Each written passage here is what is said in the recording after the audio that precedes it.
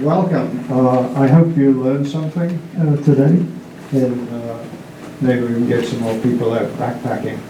And, so what I'm going to talk about is these subjects, the equipment, fitness, food and cooking, planning a trip, first aid, hike selection, kit list. So I'm just going to run through a couple of slides here as to, why go backpacking?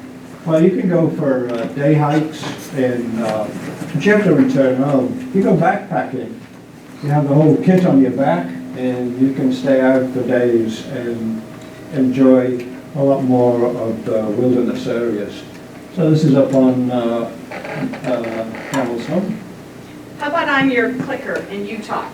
Yeah. Oh, sure. Yeah. And as you probably recognize, this is Mount Aid in Click. Yeah. So, yeah, just run through these slides and then stop at the next. Let's go there. Yeah, so this is in the Rocky Mountains. This is out in the Grand Canyon. So you can get to these places a lot better if you're backpacking. And there's a lot to see, not only in locally in the U.S., but outside the country as well. Okay. So what I'm going to start with is equipment, and I'm going to talk about packs first.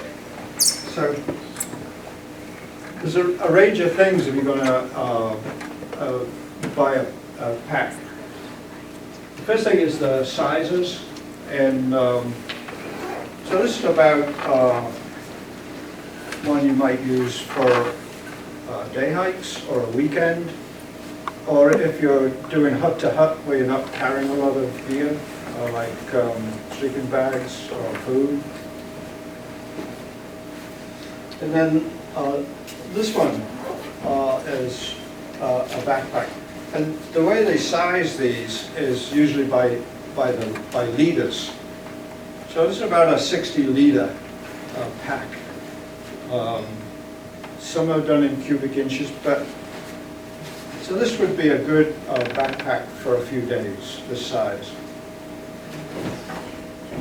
And there's different ways that they have for accessing the bag. This one, you can access it from the bottom or the top and get into the pack. Oh, that's nice. So that's useful if some people like. And then there's a bag on top for a lot of the sundry items that make it accessible.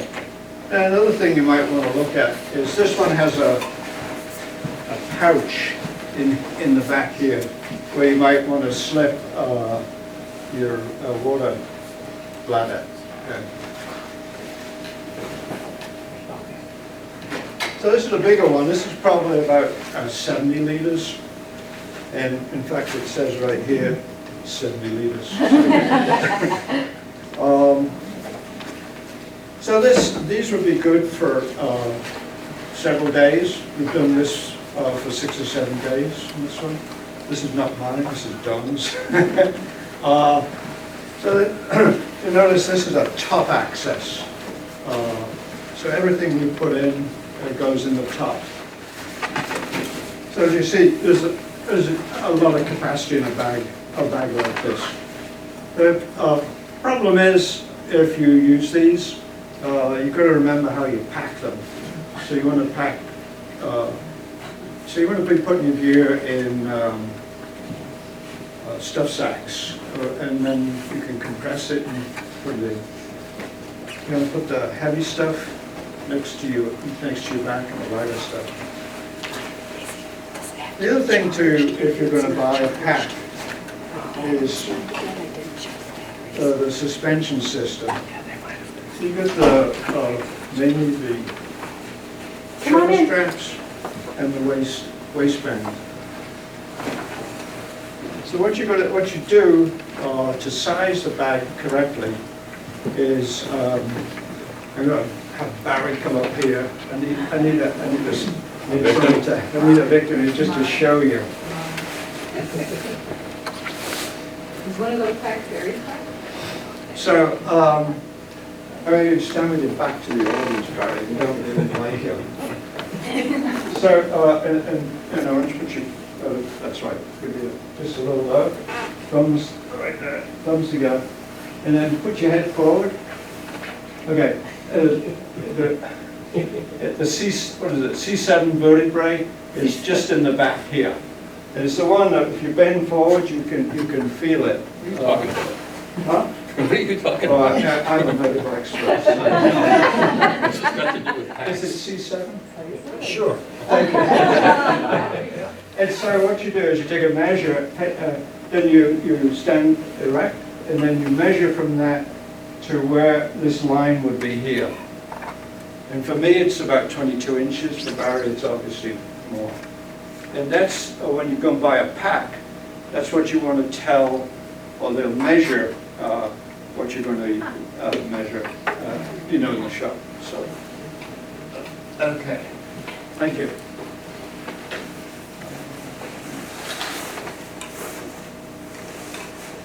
So, this summer, we came across these hikers.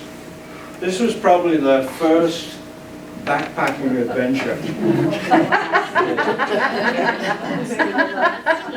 and I blew this up, and I believe it, that is a 75 or an 80 liter pack, which is bigger than this. And so this poor girl probably would not go backpacking again. They were all kitted out with these very large packs.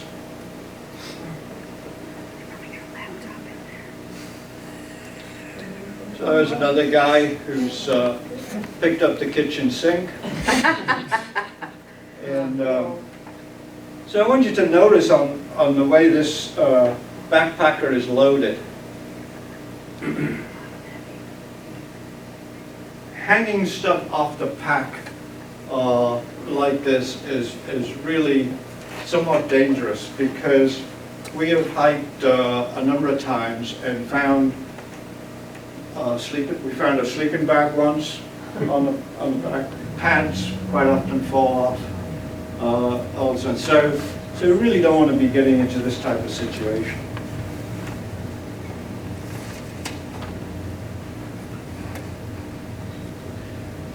You notice these people, the packs are nice, pretty tidy, no stuff hanging off.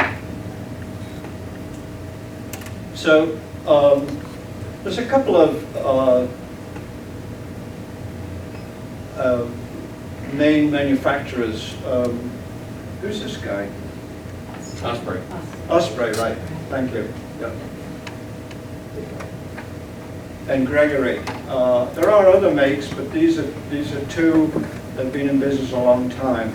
And if you go to if you haven't been fitted for a backpack, you want to go to a shop where they really understand how to put a backpack on. Do not buy one over the internet, and wing it. You'll probably be somewhat disappointed. Where was this photo taken, Ivor? This is REI. The new one? Yeah. So they have various methods of measuring your back so that you get the straps correct in the waist and that it'll sit correct on your back. And also that they have weight bags. So when you put the pack on and they fit it all right, you want to put these weight bags in, 20 or 30 pounds, so that you feel as if it's correct. You're going to be taking 80% of the weight. The reason you have these big the waistband is because you're going to take 80% of the weight of the pack on your waist. And that way, you're using your legs to carry the load. And so there's not a lot on your shoulders. There's a couple of other things about the straps. There's these what they call load lifters.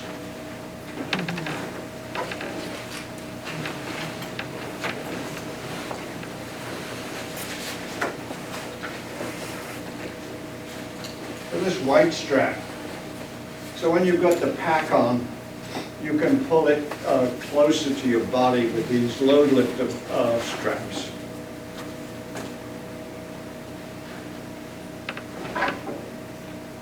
Okay, let's see if we covered everything here.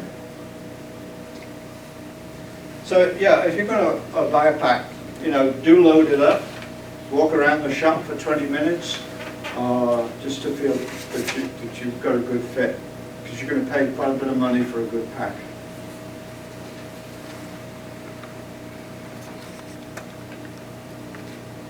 So I'm going to talk about sleeping bags now.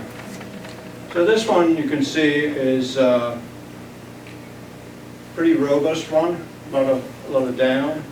This is a much lighter weight one. So when you put them together, you'll notice a significant difference in the volume and the bulk, and also the weight. So you want to be choosing a sleeping bag that's appropriate. Usually they sell them for 3 seasons. So take one that's appropriate for you. Some people run hot, some people run cooler. So what I found is to use a lighter sleeping bag. And mine folds up to about this size, and it only weighs a pound or 2.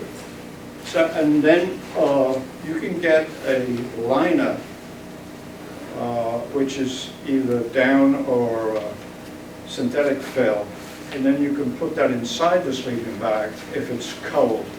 That way you can have the option of covering different temperatures. Because sometimes you might start off at a low altitude where it's cooler, and then when you're at higher altitudes it's a lot colder. You can put the insert into the sleeping bag. So it gives you that option. Whereas if you bought a sleeping bag that was bigger, the only way to cool off is to unzip it. And so then you run hot and cold, Ivor, any thoughts? I not to ask questions. Why? Yeah. You sure? Yeah. It's really okay? It is okay. Remember, you're on TV. Works for me.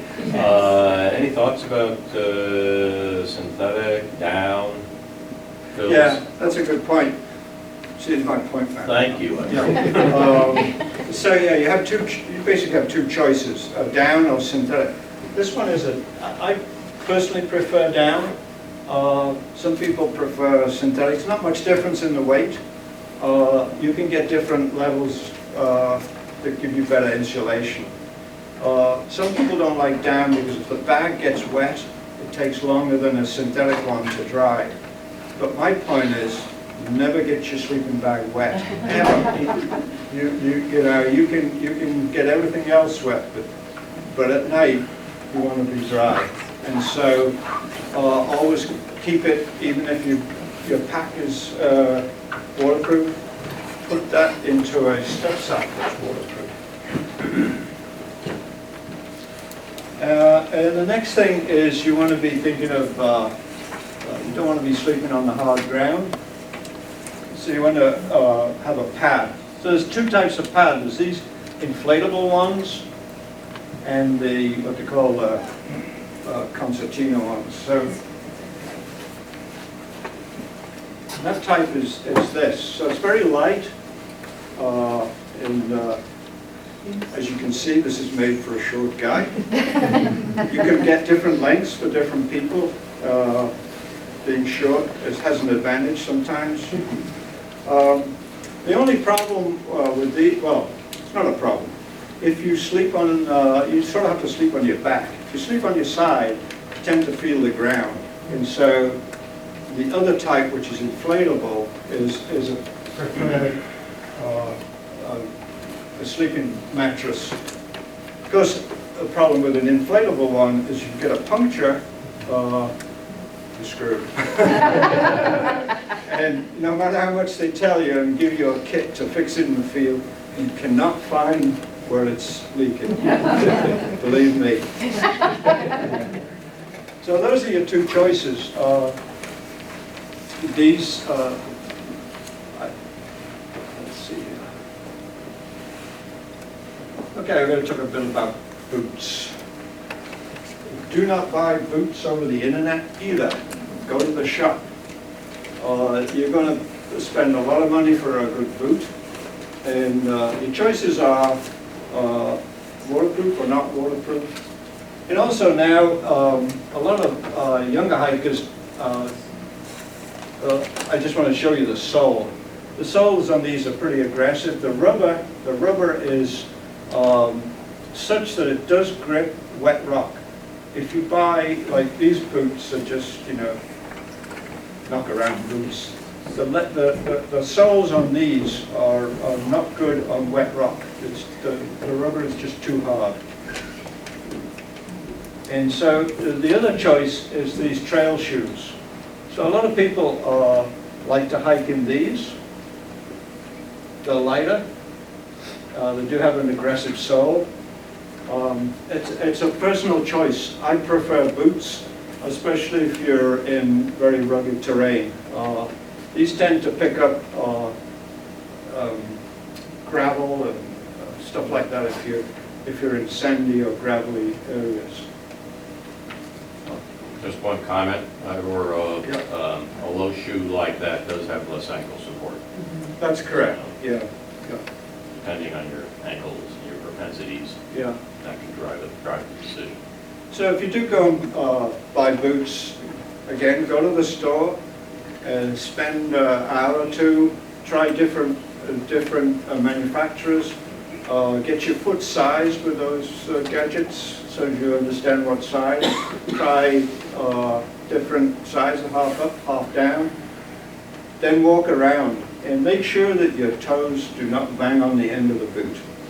A lot of people size their boots slightly too close a fit, so that when you're going downhill, you just wreck your toes.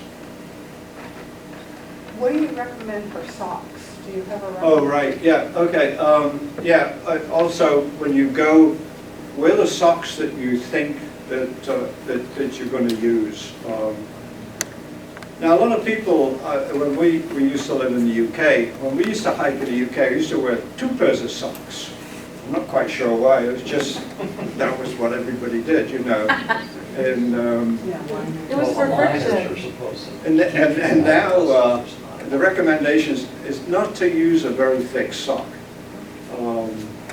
The thicker it is, of course, the warmer it is, but also it contributes to, more moisture in the foot. And with the push, the whole reason really is never to get a blister. Your feet are probably going to be the most important thing. If your feet are hurting or you get blisters, it makes the rest of the hike real miserable. And Don can tell you that we have had people with us where we've used, we always carry duct tape. You should always carry duct tape. Where they just actually duct taped their feet because they were not in good shape. And,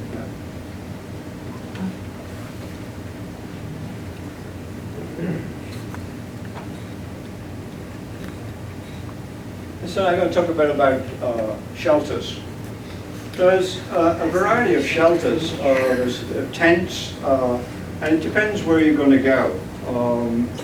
If you're going into the southwest where it's nice and warm, doesn't rain very much, this type of shelter is really good. You'll notice that they use the hiking pole as the main support, so you don't have to carry an extra pole. These are very light.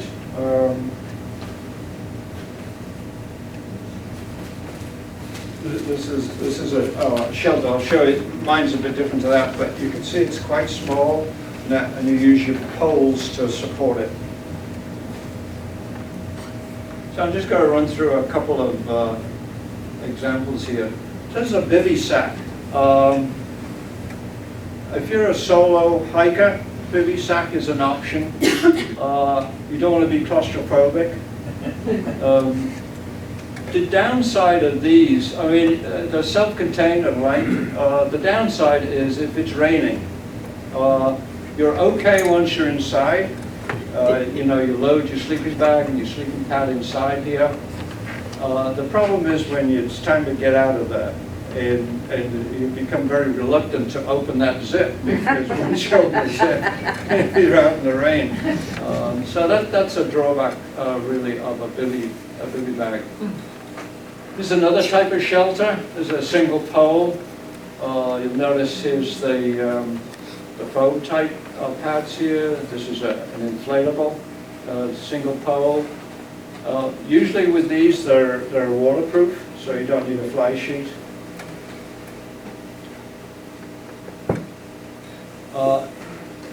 If you're going to be in a place where it rains a lot or it's windy, then most of the modern tents use these dome-type structures. There's various variations, but they use these bent poles to support them. So they're self-supporting, and so you basically don't have to do too many tie downs.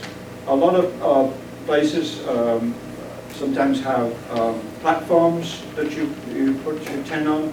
So these are ideal, whereas a tent, you know, a traditional tent, you've got to bang pegs in and stuff like that, becomes a bit of a problem. And you can get these for 2, 3, or 4 people. If it's windy, you better be inside. Sorry? If it's windy, you better be inside. Or Yeah. else be prepared to change Yeah, the tent. we've holed up in one of these a couple of times.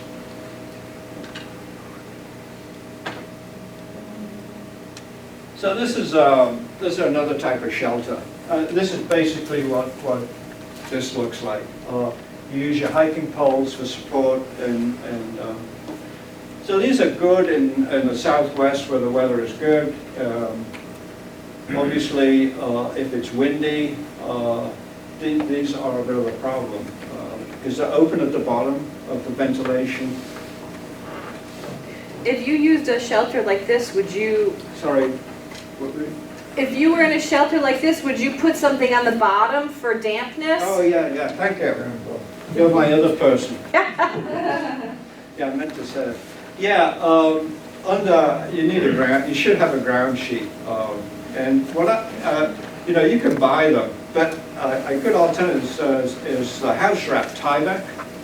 Tyvek is very strong, and just, you know, people throw it away when they're on a building site, so you can usually pick up Tyvek, and they make good make good strong ground sheets. Because if you're camping on a gravelly stone, the stones want to poke through. Yeah. And you don't want that with the air mattresses.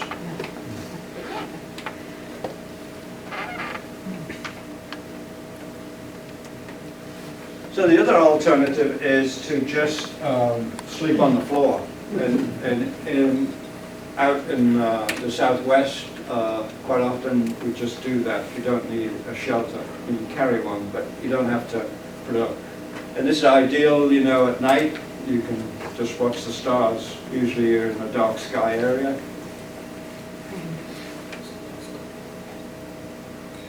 So I'm going to talk a little bit about cooking and heating systems. There's a couple of main types. This is what they call a Jetboil. This is gas operated. It's a gas cylinder. You notice it's nicely self-contained. Pull out the burner. Gas cylinder is inside. The beauty of these is that, if I can get this off.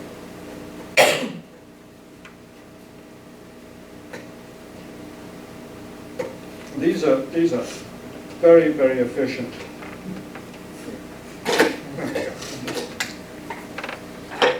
So this sits on top of the gas burner. So you'll notice it's got all these fins in here. it pretty well extracts like 95% of the heat from the burner flame. And these boil in just a couple of minutes.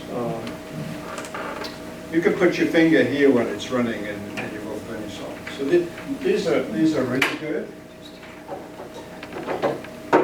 What are those, butane? Butane? Yeah. So the drawback of butane, you can get these in, I think we've got a slide here with various sizes. So you can get different size cylinders. The slight drawback is in cold weather, you got to put them under your armpit for a while, and, you know. The other thing is you can never tell how much gas is left, you know. It's shaking off. It's really hard to tell, so you always have to carry a spare, and also it's not a consumable dish, you have to carry it out again, so you never lose any weight. The other thing is, if you're using these stoves, you can't take these on the aircraft. They don't like that. So you have to, if you're going across country, you need to make sure you know there's an outfitter where you can pick up cylinders. The other one we use is white gas. So this is really good if you've got a group of people and you're out for a long time. This is probably one of the preferred.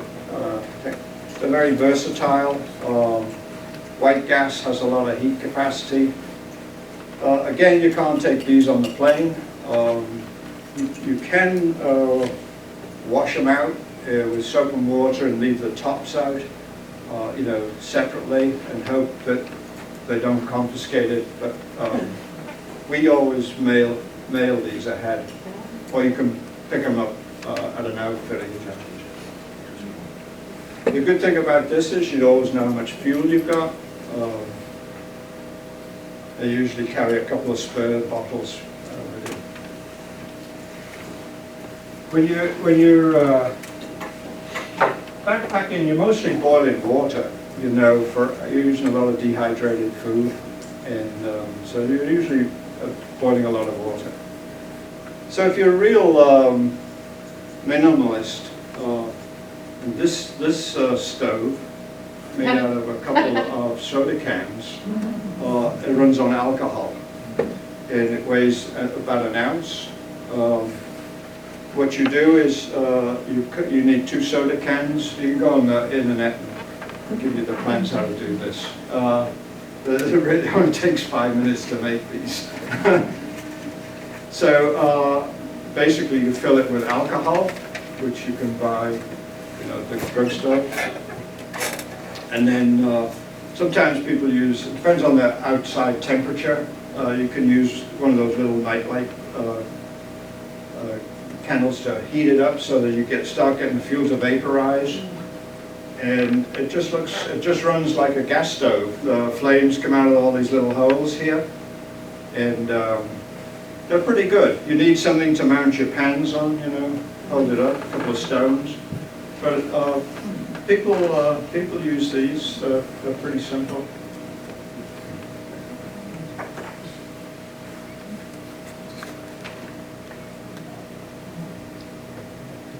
So we've run through these guys. Okay, I'm going to talk about water filtration. So there's a number of techniques. One thing I would mention to you is do it with filters. Don't risk when you're out in the wilds just drinking raw water. If you get sick on the trail, it's a misery for both you and the rest of the group with you, because everybody has to suffer with you. There's no escape when you. And so there's basically 3 types. This is what called a hand pump one. The filter element is in this black tube. This is a pump handle, and this pipe off the side here is where you suck in the water, and the clean water is deposited in this Nalgene bottle. This is a type of that. This is a different one, but it's a similar pump. You have the filter in here. This goes into where you're sucking the water out, and then you maybe it's this one, I can't remember. Water goes in one and comes out the other. It comes out of this one. About the filter. So so if you've got a large group, those type are good. We've used them extensively. If you're in an area where there's silt in the water, well, this is a good choice because you can take this apart, pull the filter out, scrub it, put it back in. It's a ceramic type filter. And sometimes they clog up and you just have to keep cleaning them. Whereas if you, some of the other, so this is a gravity-fed filter. The filter is in this tube here, in this, here, the filter element. What you do is you fill up this bag and gravity just flows, you know, you hang the bag up higher and then the water just slowly goes through into a container. So it takes a little longer. This is another type. This is the filter cartridges in here. You put water in here and you actually squeeze this bag. You provide the pressure to force the water through the filter. Oh, can I say, I just wanted to mention I have this filter, you can also put it in line on your camelback. Which is the way I do it. Right, It's kind of right. handy. Yeah. Are you bacteriologically cleaning the water, or is it strictly for sedimentation? No, it does the bacteria. And So you got a charcoal filter in there? no, well, I'm not quite sure what the filters are these days. They're a little more high-tech, I think, than just charcoal. They take out, a lot of them will take out giardia, which is, you know, the bane of something you should never get on the trail. I And think about 0.3 of a micron, so it's pretty small. yeah, And Yeah. it's not microbial? Does it filter out the? Most microbes are bigger than 0.3 of a micron. Okay. the trouble with the cartridge filters is that if they get clogged, some of them you cannot clean. You have to substitute. So if you're in silty areas, they become clogged and they become useless. Some of them you can backflow and clean them out because then you have to have clean water to backflow them, which you may not have. There's another one. This is a UV, it's called a SteriPen. We've used these sometimes. They're very quick. They only take about a minute. The drawback is that they're battery operated, so you need to remember you might have to have spare batteries. And also this tube, while it's robust, if you drop it, you know, you're out of luck.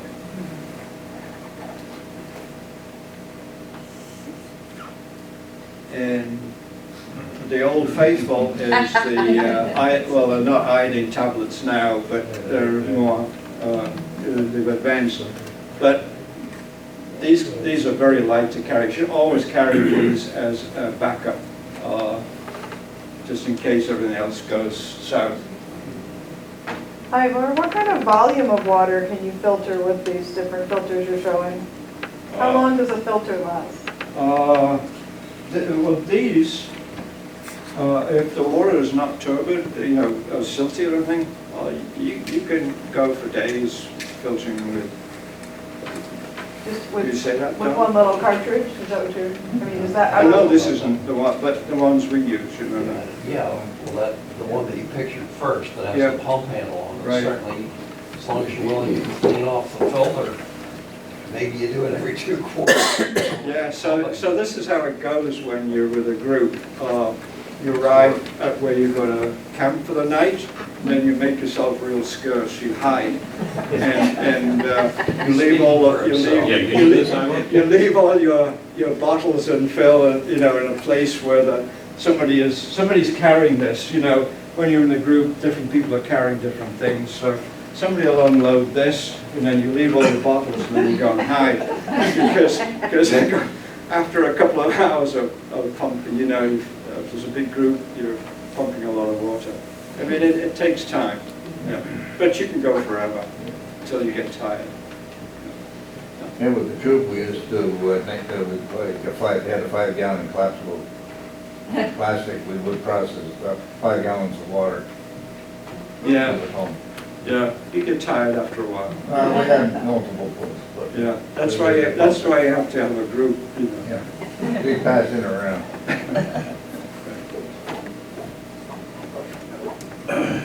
So this is somebody using the pump. They've got the reservoir here and they're pumping into an algae bubble. So we'll talk a little bit about fitness.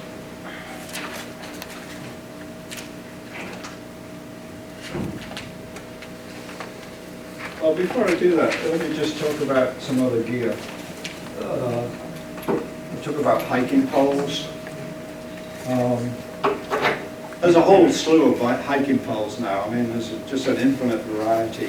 A lot of them are adjustable, and I prefer, this is a black diamond one, so this is a fixed height. The point is that on some of the adjustable ones, they do tend to slide sometimes, or they get grit in, and they become difficult to operate. You know, you can't get them the right height, or they collapse on you. Whereas these don't. The drawback is, you know, they are a fixed height, and so if you're going to use them as a shelter, you want to make sure. For me, it's fine because I can get in. You know, shorter. But you do need to take that into account as well. Also, if you're traveling on, you know, if you're going to travel on the aircraft, you don't want to be taking these in your check bag. They'll probably confiscate them. Huh. So these fold up. You want to keep in mind the size so that you can get it into your check bags. You know, some of them don't break. Some of them don't break down as small or unruly.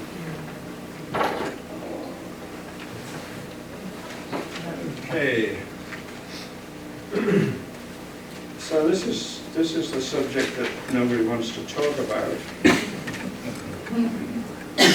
So your backpacking trip should not be your first trip, obviously. You know, you need to go and be able to walk the distance because you're going to be walking with 30 or 40 pounds, maybe more. To the big guys, we load up a little more. So this is my theory on. He's looking at Tom. Get ready. So I always hike with bigger guys than me, and then I tell them you can't carry more than a third of your weight.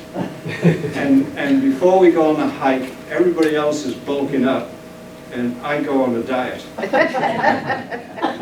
So when we're distributing the loads, it comes out, you know. Yeah. So things to consider are, you know, the mileage that you're going to walk and the terrain. A lot of people go by, well, how far did you hike, you know?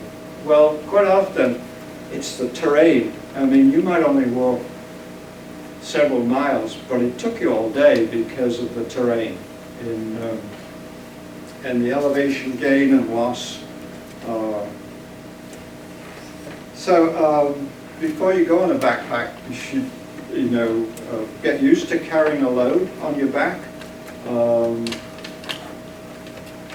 I walk around the woods with stones in a pack. Wearing the boots you're going to wear, or breaking them in. Wear the boots. Yeah. Make sure the pack is comfortable and fits as your boots work, and that you get used to that. You know, your back is not always carrying the weight. I mean, you're carrying it on your hips, but you're not usually. You see, your center of gravity is different. You know, the balance is different.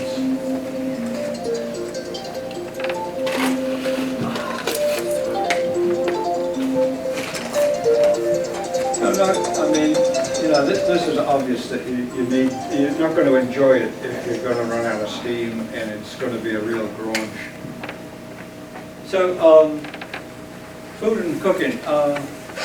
Depends on whether you're doing a short or long. Most of the foods we use are dehydrated because they're lighter. So you always boiling water to rehydrate them. Because talk about calories per weight per person, you know. I usually on some of them hikes do the meals, and that means getting all you know, we work out the menu between us, and then we figure out what we're going to eat. So this is, you can buy prepackaged meals from Outdoor Gear or your over shop in Middleby, Mountaineer, and so they're quite filling. They're expensive. Also up here it says how many people they'll feed, and that's a bit of a misnomer. You probably, if it says 1 or 2, it's probably only going to, it's not, you're going to be disappointed. If once you get, you know, and doing more backpacking, you can buy, this is from Mother Earth products, you can buy this stuff in bulk, and then you can, you know, make up the meals ahead of time. Again, dehydrated. There's an appetizing meal underway. Another one. So how do you, Ivor, what's your technique for calculating quantity per person? That's a terrible subject because Well, the different people. I know, because I some of these trips do the Right, get all the food together. right. And I keep getting emails and reminders that, you know, we eat twice as much as you do. So you're probably going to be carrying 1.5 to 2 pounds of food per person per day. So if you're on you know, that's basically what it works out. That's the, you know, if you were, what we do is we have how many days we're going. What's all the breakfasts, what's all the lunches, what's all the dinners, and then for each of those we figure out what we're going to have for that breakfast, for this dinner, for this lunch. Do you try to count calories? I do not, no. We just do it by, yeah, that looks right. I think we do it just by You sort of feel, I'm not quite sure what our intuition. gauge is, Yeah. you know, just sort of like, yeah, that looks. Some people get scientific about it. The other thing is, you know, so that you don't get dehydrated food, you can make it good and tasty, but every so often you need you know, like a dessert or something. And here we're cooking these what we call ship's biscuits. They're pretty easy to make, and again, you notice we're using this white gas stove. You got a skirt on that stove. Yes, so they all have the wind protector. You So got that foil on that, right? Sorry? You got foil on that. Yeah. Yeah, most stoves you're going to use something to protect from the wind, keep the heat in. Yeah. You roll it up and reuse it, huh? Oh yes. Yeah.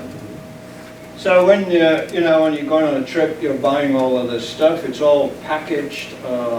This is right down in, here. Oh, glad to see the M&Ms.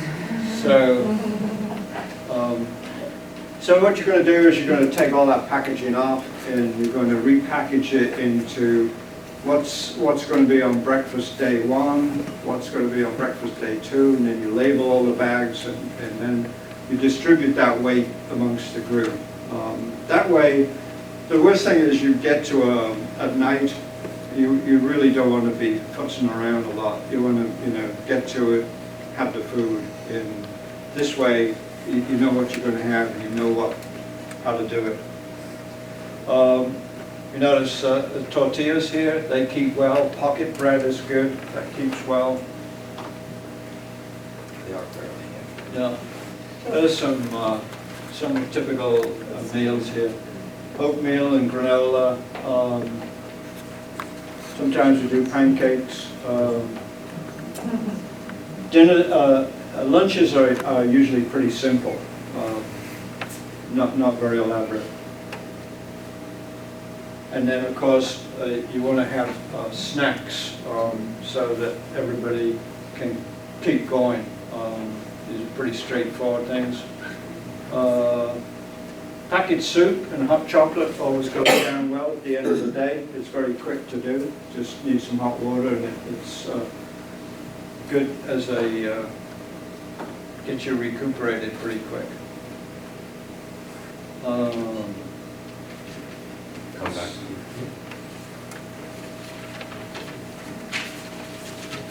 Let me just see.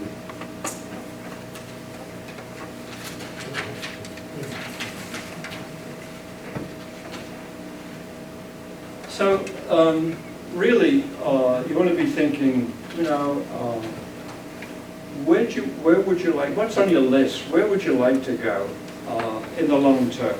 You know, would you like to go out to the Grand Canyon, go abroad, go to the Himalayas? You know, most people have some grand plan that they would like eventually to get to, and that's good. And then, you know, you talk about in the short term, how do you get there? You know, taking weekend hikes, then longer hikes. One way to introduce young people so they don't get disillusioned right off the bat is to go over to New Hampshire and hike hut to hut. That way you don't have to carry a lot of food because you can buy the meals. You don't have to carry a sleeping bag or a tent. You just need basically carrying, you know, what keeps you going like a day pack, really. But that way, kids get introduced. They can concentrate on enjoying the surrounding and the hiking, and not a lot on like carrying this pack. And then, you know, slowly you could move over here to the Green Mountains and hike in the shelters. Again, you can get away without having a tent, but now you're carrying a sleeping bag. And then, you know, camping in a little more experience, carrying more load. Where in New Hampshire are you going hut to hut? Who said that? If the White Mountains have several huts, and you know, you can go on their website, and it is expensive, sort of. It's like staying in a motel for the night, but it does give you that option of not having to carry a big load to start with, and the huts are really good. You meet a lot of people. The food is wholesome, and if the weather's bad, it's good. Yeah. The other thing we did with the scouts is we'd have food drops, so they weren't having to carry the food for the whole hike. Right. They would periodically have food drops. Yeah. Yeah, I haven't mentioned, but some people like to do the long trail or the Appalachian Trail because there you have to arrange, you know, your food drops if you're doing a continuous hike. And you know.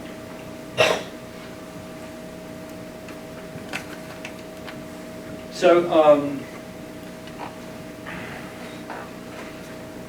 when you pick a trail, do get maps and trail guides. There's a lot on the internet these days. People have written all kinds of stuff about their experiences on a trail. If you read enough of them, you can get a pretty good feel for what each trail is like. And if you're in a national park, always good to check with the rangers. You know, if you're in bear country, are the bears around? Have they been seen? You know, they're always a hive of information, so it's always worth checking. And also, they know they know you're out on the trail.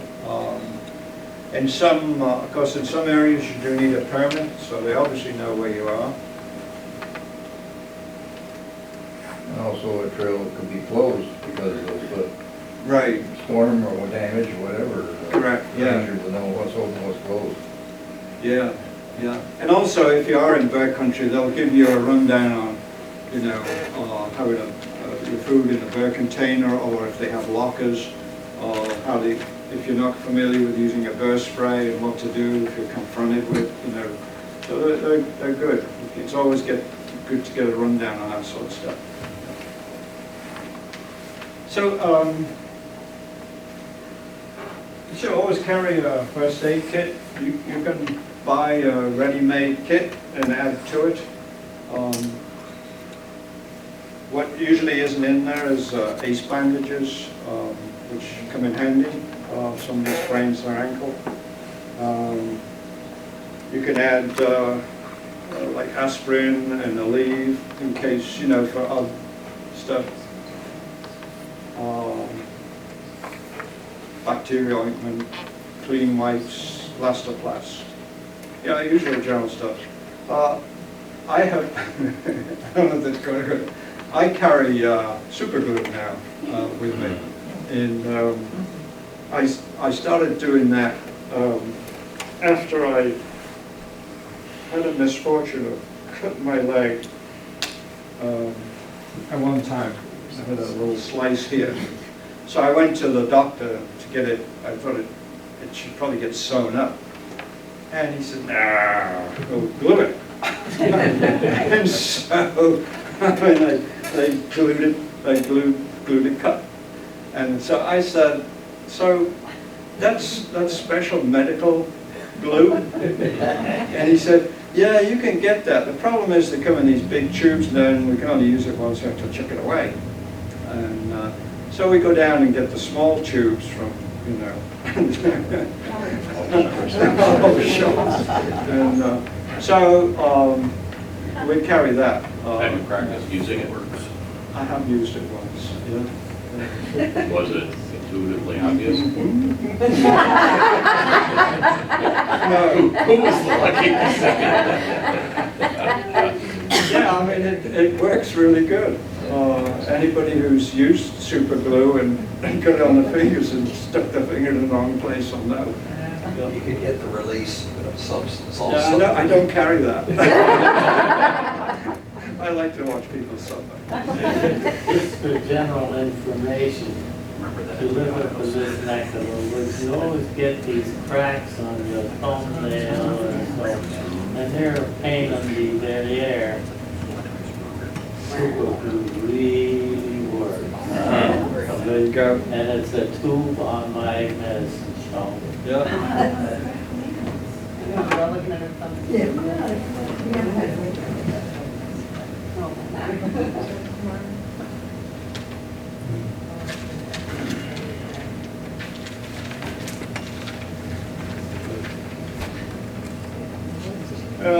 Okay.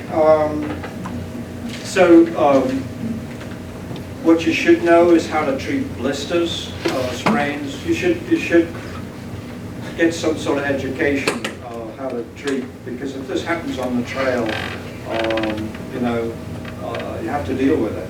You can't just can't leave your buddy on the trail and say, "We'll come back and get you." You know.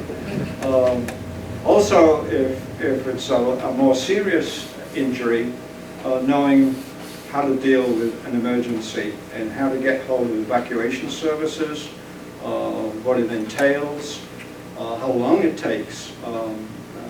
You know, especially if it's cool weather, you're going to be there for maybe several hours waiting for evacuation. People get very cold, so you need to make sure that you always should be carrying spare clothes and things like that. If you're going on more adventurous trips, you should think about having insurance. Evacuation is very expensive. If you get evacuated out of the Grand Canyon, it costs you $1,000. And of course, if you're abroad, you know, it's handy to have. Yep. I could add to you on that one in Colorado for wintertime if you're in the back countries. There is special classes that are free. If you take the class and get certified, it will void that bill. Yeah, Because you've been certified to do it. There's special equipment you have to have in certain places depending on the time of year. yeah. So you have to check into the areas. Yeah, it's just good practice to understand, you know, things do happen on the trail, and if you're not prepared, you know, you start panicking about what to do, and then it could be bad news. Well, there's also wilderness first aid training, so where you're going to be away from any help for hours. Right. It's expensive, but it's worth it. Yeah. I started carrying a bone saw as well now. Have you practiced? So, No, you're carrying a firewood saw. yeah, Bullsaw. yeah. So we talked about this. Beautiful. So there's typically what's in you know, these small first aid kits. If you're with a group, not everybody needs to carry you know, a full kit. You need to just carry maybe a basic, but as long as somebody has enough to cover everything.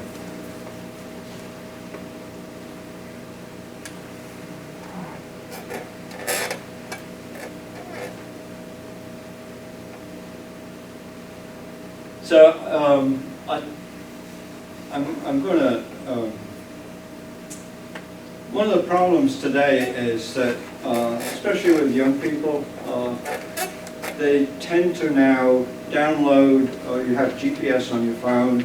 You can download the map. You can always tell where you are by tracking on the phone, and so that's good. It's handy. The problem is if the phone goes dead, the phone gets wet, and it's always good to have the knowledge of how to read a map, and use a compass, and just situational awareness. You know, where are you on the trail as you go along? Just know where you are, and if you're sometimes if you're not.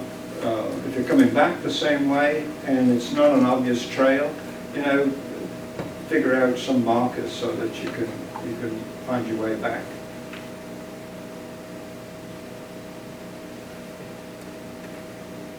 So I can't emphasize this enough. It is a step these days that people, especially younger people who are hiking, and just are relying on that. The other thing that happens is that people use their phone with the LED light to see stuff at night or find their way, and of course that's really quick for running down your battery. So there's sort of a kit list things. Just want to jump down to down here. If you're in real remote areas, we carry a sat phone. You can rent them. You don't have to buy them. You rent them, and you pay for how much it costs. The newer ones, I hate to say this, you can pair with your phone so that you can actually send text messages and receive text messages.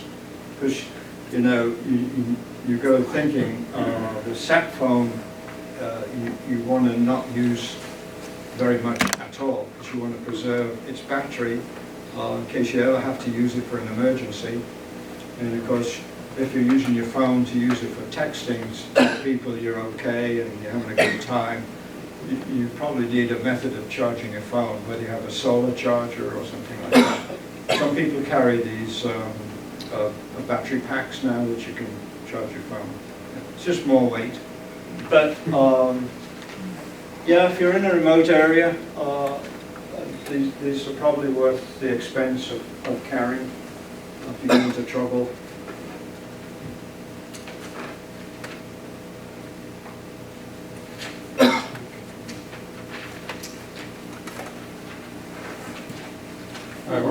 There's just one other thing, I think.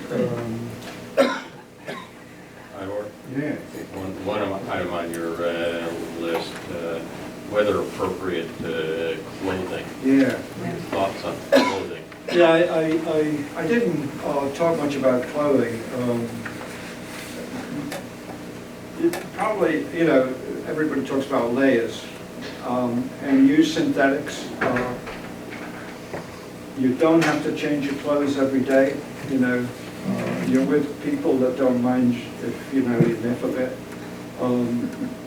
But you can rinse your clothes, and if they're synthetics, they dry pretty quick. Hang them on the pack. Always take more clothes than you think you need. And good waterproofs are good. A good waterproof jacket, rain pants. Your boots, you can buy boots that are waterproof, sort of.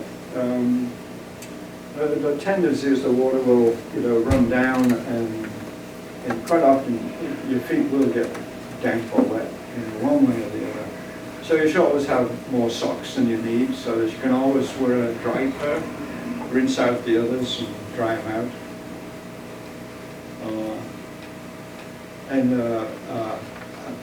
A pack cover. Make sure your pack is protected. A cover that goes over the whole pack. They're just lightweight, waterproof.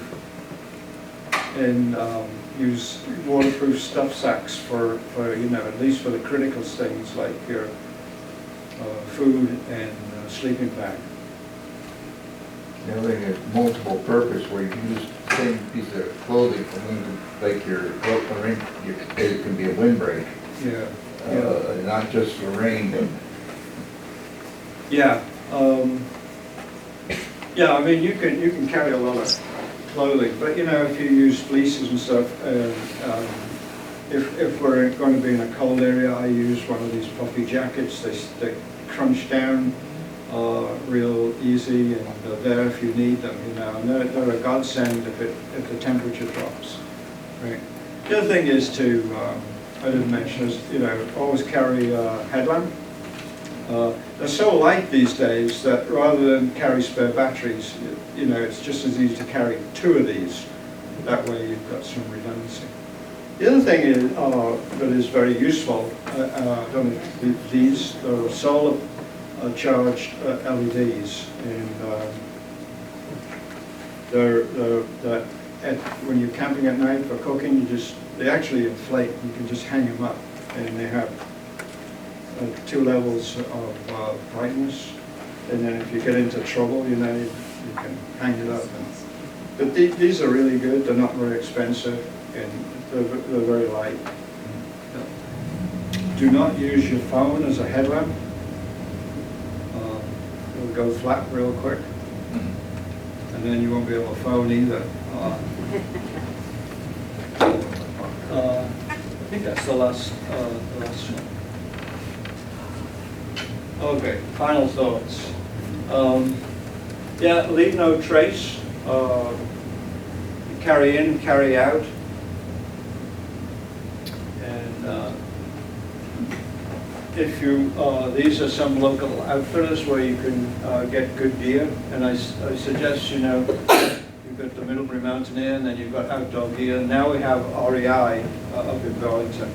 I've always had good use out of outdoor gear. The people know what they're doing. They've got a good selection of equipment. They're very accommodating. If it doesn't work out, you go back and they'll just fix you up with. Because REI is a well-known brand. They've got good stuff. They do offer a service. If you're like a first-time buyer, you can go there and they will attach for an hour a personal assistant to walk you around getting a pack and boots and advise you. So that's just another service that these people provide. Yeah. Okay, well, I don't know if there's any more questions? Or... Oh, yeah. When you were talking about boots and socks, you mentioned blisters, and then you mentioned duct tape. Where do you put the duct tape? Oh, that is really a last resort. That's when, somebody's feet have got really bad. and you attend to the blisters, but things are getting worse, they just wrap the whole foot in duct tape. Not a preferred method, but you know, you've got to keep walking to get out. And so. But duct tape's got a lot of uses. You didn't mention moleskin, but back in the day. Oh, right, yes. When Hector was a pup and I started hiking, it was all about moleskin. Are they still using moleskin? Yeah. The shovels is still. There's also something that I've used called second skin. Second skin, right. Which is wonderful. I think the preferred method is, correct me if I'm right, is to puncture the blister and get the fluid out and then attend to it with one of these. Well, they're going to pop on their own. Before they're punctured, they protect against infection, but they're bound to pop, so they can pop in sort of a clean way and cover them. So. Yeah, that is something you do have to watch. That you know, once the skin breaks, you've got to make sure you don't get infection. Do you use ankle gaiters at all? I do. I have a very small pair, just to stop stones going down. I don't wear anything more. Some people, you know, when it's raining heavily and you've got rain pants, the water runs down and tends to go in your boot, even though you know you've got over it. You can have sort of an ankle gaiter that's waterproof. I haven't bothered. Got one other question for you on your sleeping pad. I saw another design that was like a military one where it's actually just a sack and actually stuff it with leaves and miscellaneous of that sort. Have you ever heard about any of that sort? That was a different one I saw for design, which is basically a regular pad. You just fill it with branches, your leaves, and when you're done in the morning to get up, you can just empty it and it's stuffed into a small ounce bag. I'm just curious if you've ever had fun working with one of those deals. Yeah, that's another option. Yeah. Yeah, that was my consideration of doing it, would be take some miscellaneous and carrying them to the next place. Especially with society. You mentioned about dodging the responsibility of being the water purifier pump operator. Yeah, you got to take everything I say with a pinch of salt, you know. But I was on a fishing trip this past summer, and one of the people had like a catadine that he bought used for like $25 or something. I had a brand new one, hardly ever been used, and I was doing a liter of water about every minute and a half, and he was going off doing his, and he wasn't doing much, and he offered to let me borrow his because mine was put away. So I worked at it for about 10 minutes. I got the thing about this much in it, and I just gave up. I said, no, Yeah, it sounds I like. think it must have something. I mean, your effort you talk about must have to do with the interval of filter changing. Yeah, it sounded like the filter. You know, after a while they do get clogged, especially if there's sediment in the water. Man, they stop working real quick, and that's why, you know, these that you can take the filter, it's like a ceramic filter. You use a scrubby, clean it all up, put it all back together, and you're back in business. But the cartridge types, there's not much you can do. Do you have any experience with the glacial water and cartridge filters? No, see that would be really bad news. We did once. We were down by the Colorado River, and it had rained a couple of days before, and a subsidiary river that came into the Colorado was dumping this beautiful red. In fact, the river was running red with the reddish mud, and yeah, that clogged filters real quick. I think we try to let it stand overnight and to get the sediment to settle a bit. Get more important through socks. Yeah, that's right. That's right. Pouring it through socks and stuff like that. I was wondering if you would share with us maybe your favorite and your least favorite places that you went to.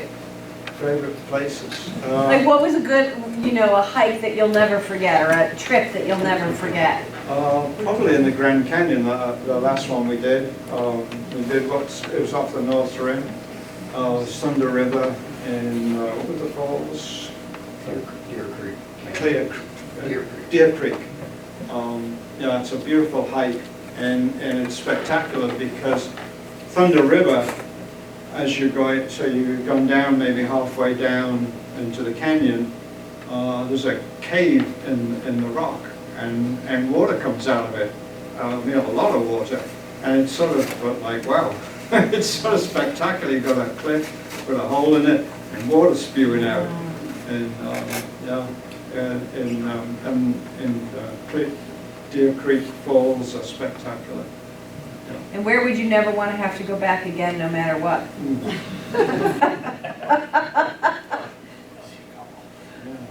I don't think I have that on my list. Wow, that's great. Yeah. What's your favorite place to go in Vermont? In Vermont? Oh, I think I've been up Mount 8 50 times. I mean, it's really nice hiking on the long trail and Camel's Hump, Mansfield. Yeah. Have you And done the whole we long? go over to the Adirondacks quite a bit. Some nice hikes over there. Have you done the long trail? Thank you. No. I don't have ambitions to do these through hikes. I like, backpacking and day hikes and all that. My feeling is people who like to do that, after a while it seems like it becomes a bit, it's like going to work. You've got to put in 20 miles a day, otherwise you're not going to make the end, and to me,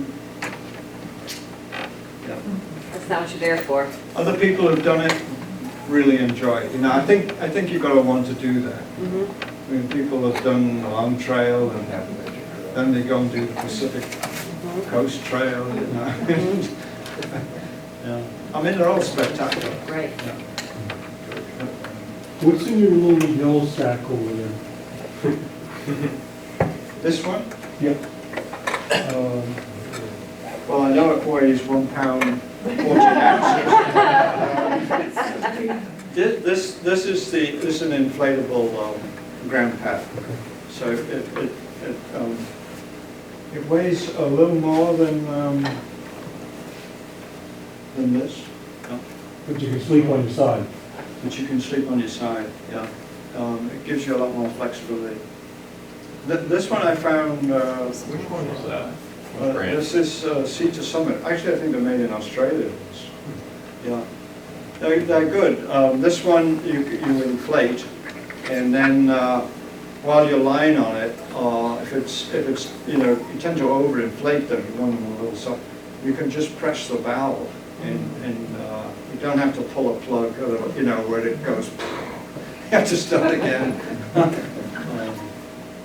Yeah, so I've been pretty happy with this one. How about weather reports? Do you check while you're hiking, the forecast before you hike? Yeah, definitely before we go. I don't think we've ever canceled because we've run into bad weather. I mean, most of our long hikes are out in either the southwest or somewhere else. And the southwest is somewhat predictable long term. You can look at the long term. What you have to be careful of is thunderstorms, which tend to dump a lot of water very quickly, and you get flash floods. We hiked in tell me where we hiked from canyons. The flooding? Oh, Escalante. The Escalante. So the Escalante is a river in southern Utah. The river finally goes into into, was it Lake Powell? Anyway, runs through. So it's a beautiful river that meanders through, and when you get to it, it's down various canyons. And we had looked at the weather forecast, and it was good. And we hiked down to the river and had a great time. And we were hiking out, and we were pretty well clear of the canyon on the upper deck, sort of thing. And it was a tremendous thunderstorm, and it sort of surprised us. You know, you're walking on sand and gravel, but the water didn't go in. It became like a mud that sucked your boots. It was really strange. And so we got out, and so we were okay. But after the fact, some people posted on YouTube some of the scenes in some of the canyons that got, I mean, the water really, some of these canyons are so narrow that, you know, as the water goes down, it just rises right up the wall, and you've got no escape. Yeah, so that was sort of close. But otherwise, we've been pretty lucky. Do you find a difference in hiking in the United States versus Europe? Yeah. In Europe, you can get beer in the huts. And over here, well, you know, the other difference that I didn't mention was we tend to talk in mileage. How far is it from A to B? Over in Europe, the posts are in hours. How many hours it takes from A to B? Yeah, it's totally different. So we never could quite figure out. And so what speed were they walking at to attain those? We never actually made some of the times, that's for sure. Because we lollygog, you know, take pictures. Yeah. I mean, over in Europe, it's, because you've got a more cosmopolitan, you're mixing with, you know, people from Europe, and so it's interesting. Yep. We're going to hit the track. Good, okay. Okay, any more questions? Ivor, thank you so much. Thank you.